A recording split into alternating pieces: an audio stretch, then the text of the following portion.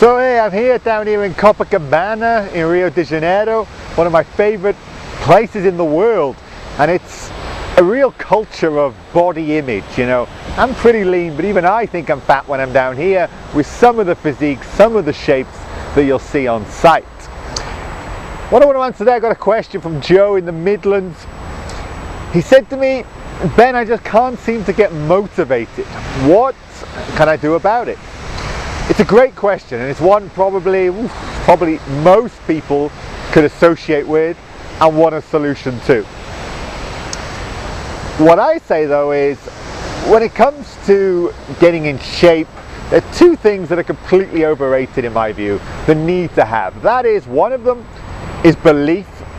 The idea that you need to believe to achieve your results, I don't think it's overrated. And the other one is motivation, the exact question we've got today.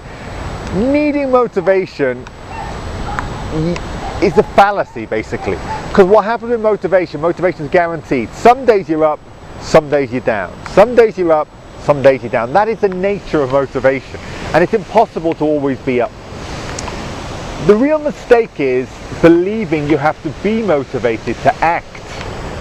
That's the real mistake, because if you look at any great achievement in your life, whatever you've done you're proud of, you'll find you would have done stuff on days that you don't want to do stuff.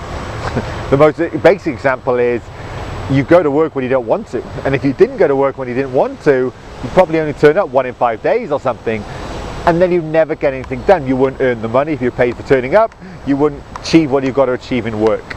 So what I say to people who are struggling for motivation is not sit there waiting for it to come magically dropping out the sky, because that won't happen. You create motivation by doing.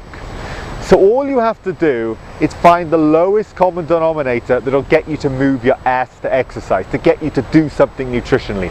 And that is the key. That's all you need to do to become motivated. So where most people go wrong with this is they're trying to do a high motivation plan when they're not motivated. And that's just lunacy. You're never going to be able to get yourself to do a 30-minute jog if you're unmotivated and you hate jogging. But what if you could do a 10-minute walk? Maybe that would motivate you to the next level. And that's all you have to do. So if you're not motivated, Joe, all I want you to do is to think, what am I prepared to do? And do it. Then tomorrow, what am I prepared to do?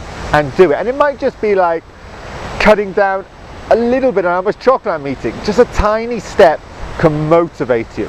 And I'm pretty much the same. Any fat loss stripping phase that I've done in recent times, I've never wanted to start, and I'll say I'm going to start tomorrow, and the reality is say tomorrow's Thursday, tomorrow's a half-assed effort, Friday's a bit better, and then Saturday I'm nailed onto it and I'm locked in and motivated, all because I took that first step.